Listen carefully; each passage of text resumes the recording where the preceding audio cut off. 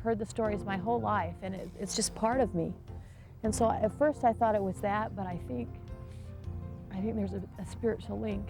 They weren't going out looking for gold, or they weren't going out looking for fortunes or for riches. They were going to find a place where they could worship.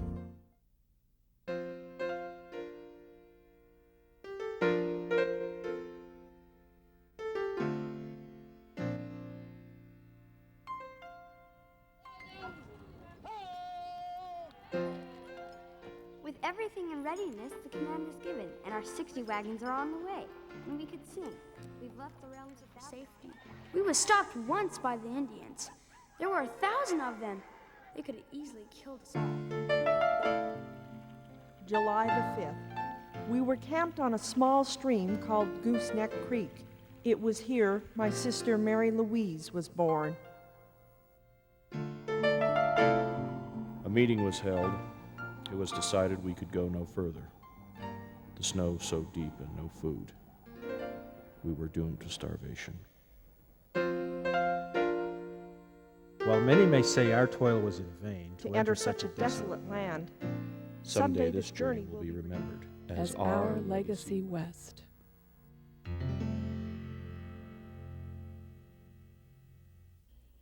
In the winter of 1846 and 47, a homeless and persecuted people made their way to this, the Missouri River. By its side, they established a small community called winter quarters after the trappers and traders who'd been here before. We were making our way west. Our rights had been trampled on. The Constitution had not protected us. We fled the United States of America to go west. We weren't the first to go west. Others had gone to Oregon and California, but we had to move a large number of people to a new place where we could worship the Lord as we knew we must and raise our families in peace.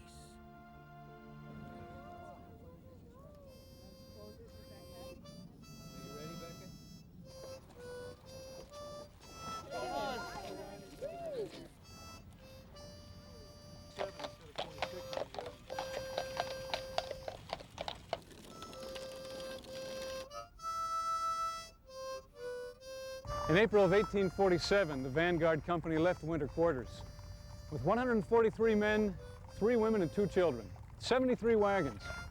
How they must have felt, not knowing their destination, not knowing the challenges and dangers which awaited them. Between June of 1846 and October of 1848, some 2,000 pioneer settlers would die and be buried along the trail leading west.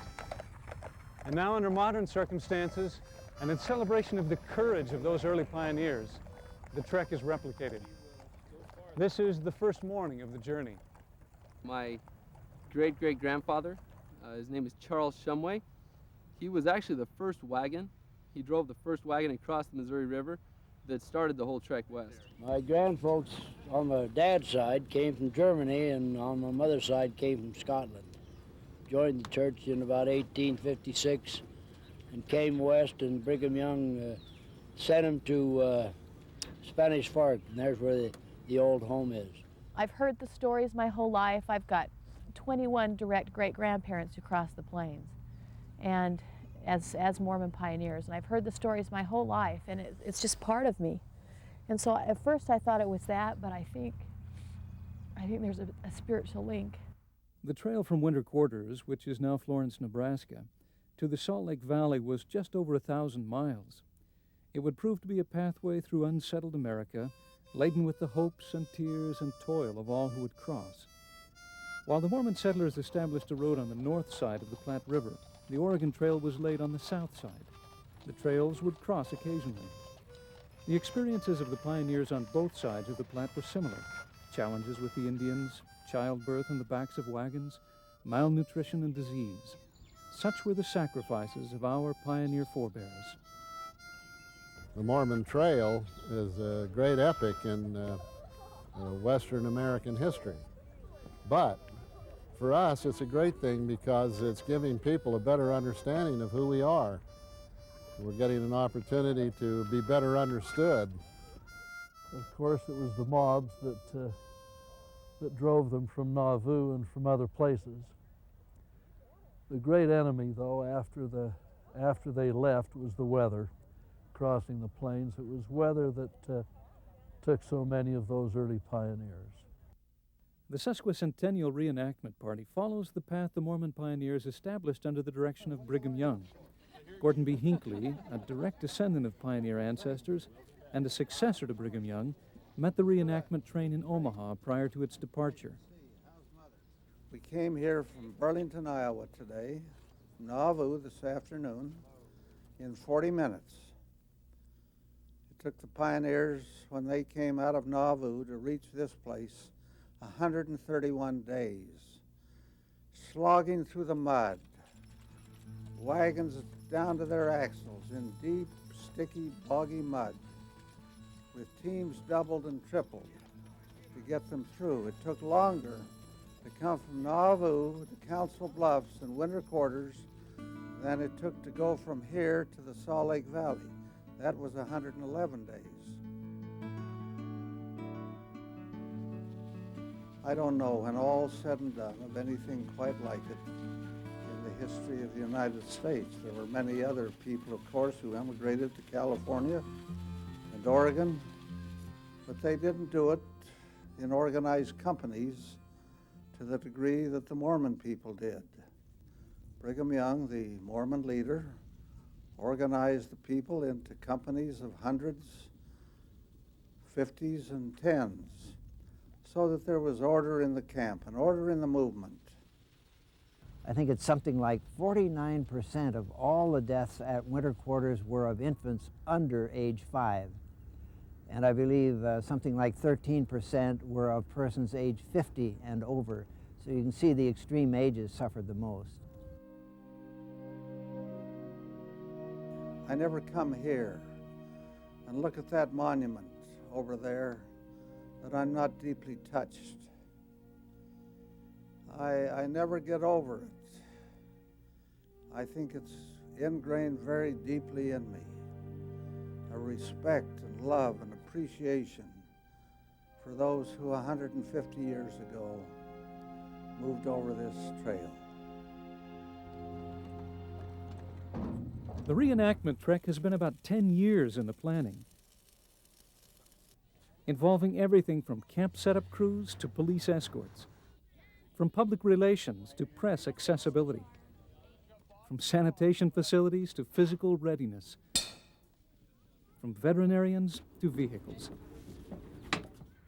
Even under modern circumstances, the gathering of horses, wagons, handcarts, and personnel is a formidable task. Unlike when these horses in the 19th century, when they used horses every day as their major mode of transportation, those horses were in shape. But these horses have had the luxury over the last 6 or 8 weeks during the winter to not have any work to do, and they've been just standing around burning hay. We will go through or look at 10 good teams of horses to take the one team that can work in this environment. Well, a lot of people that I have heard say that they were born 50 years or 150 years too late.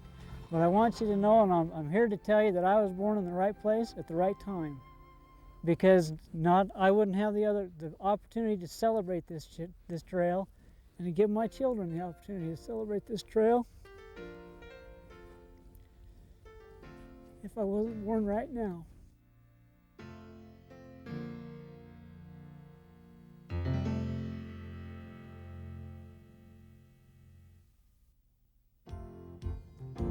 I crossed the plains of North America on 2 separate occasions.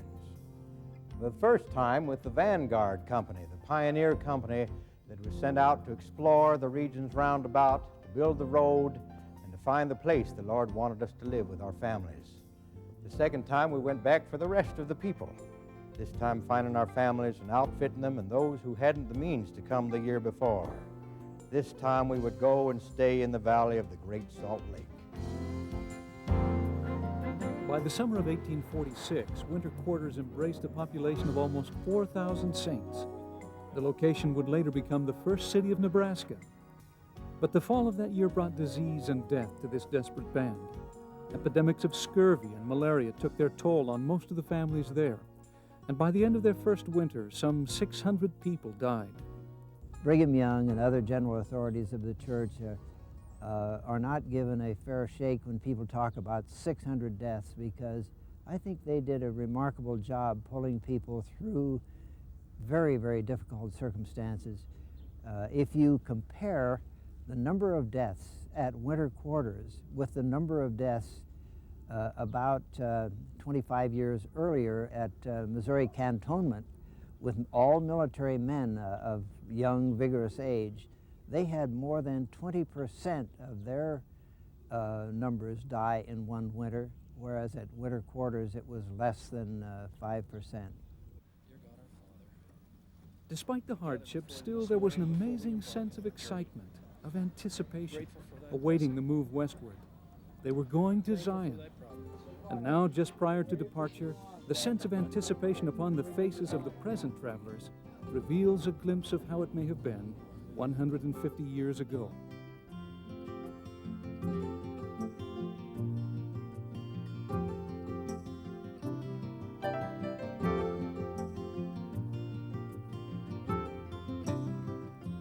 I'm in a wagon today. I wish I wasn't. I wish I could walk the whole way with her. We're from Kansas City and came up for just today. Excuse me, coming through. Well, watch out for the wagons. Everybody back. So we decided to come here with our family. How long have you been here already? We came here last Tuesday, so about 5 days. Oh, really? So you've been sleeping out? Yes. The whole 5 days? No, just only last night. I've been driven for about 4 days here, and they're ready to go. Say yes. Right in here. Yes, sir. Thank you. You read that. We love you. I appreciate it. Thank you. You're in our prayers. I'll see you out on the trail. Thank you. Thank you very much. You're going to have your hands full. Yes, sir. It'll be a really tough thing, but the Lord bless you.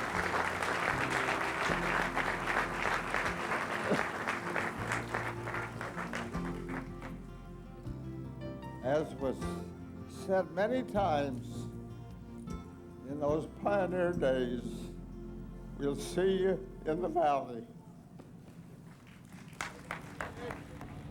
Wagons!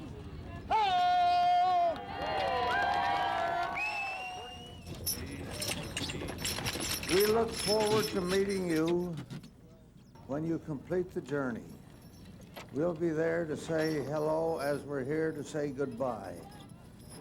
And may God be with you. May his watchful care be over you. May you be happy as you reenact one of the great movements of all time, the immigration of the Mormon pioneers from winter quarters on the Missouri over to the Elkhorn, across the Elkhorn, up the valley of the Platte, and then up the valley of the Sweetwater, on past Independence Rock and Devil's Gate, and up the Rocky Ridge, and over the Continental Divide, and down into the lower lands of Wyoming, Farson and such places, and then down into the valley of the Great Salt Lake, coming over Big Mountain and then Little Mountain, to where the This Is the Place monument now stands. And their purpose for being on the trail was religious. It wasn't, they weren't going out looking for gold, or they weren't going out looking for fortunes or for riches. They were going to find a place where they could worship in peace.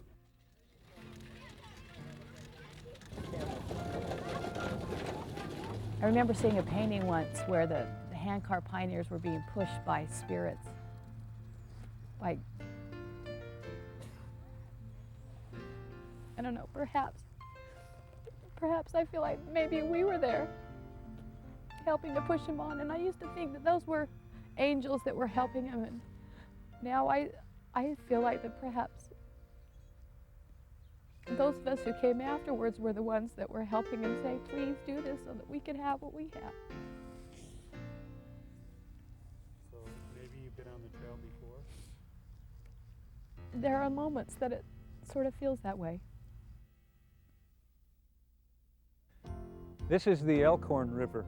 It's about 25 miles west of what was known in 1847 as winter quarters. My great-grandfather was a young man at the time, 14 years old, and one of those settlers that moved west with the pioneers. And in his journal, he records being here on the banks of this river. And one night, prior to their leaving, he came here and found a little frog on the banks and baited a hook and cast in. And within a little while, he had caught this giant catfish. He said it was so big that they had to call someone else from the camp to help him pull it out of the river. Now, it's just a simple little story from his journal, but now that I stand here, it gives me a connection to think that he was here and that I'm here, and that, some way like that, the generations are bridged. I kind of come face to face with my great-grandfather and what he must have experienced here. On the 30th day of January 1848, she died at 2:00 p.m. Now the weather was very cold, and I sent word to her father and mother who came, and we buried her the same day. Through the keeping of journals and diaries, the pioneers revealed their souls, and as the Mormon Trail stretched across the American plains, their writings were prolific. The Mormons were a very literate people, and they kept lots of journals. And the result was that we have a lot of wonderful historical material. We have so much that we can't find the end of it. It's like the universe. You keep probing and probing, and there's a whole lot more out there beyond your reach. Well, it actually gives meaning to why we're here. Otherwise, it would be something like a glorified camping trip. At Camp Israel, winter quarters, on the 11th of December, 1846, Amy's twin sons, Joseph and Benjamin, were born. They died the following day and were buried in Winter Quarters Cemetery. It really does continue to fail. It really does something for me to know more about my people. It gives me a greater determination to be a better person, knowing the kind of trials that they went through, greater than I have ever had to go through. Yeah, this is Amy Porter's grave. And these two are related. And they had never seen each other before now. She must be a fine person. Well, the reason we... Absolutely, and of course we know you. Only a few of those who died at winter quarters now lie in marked graves.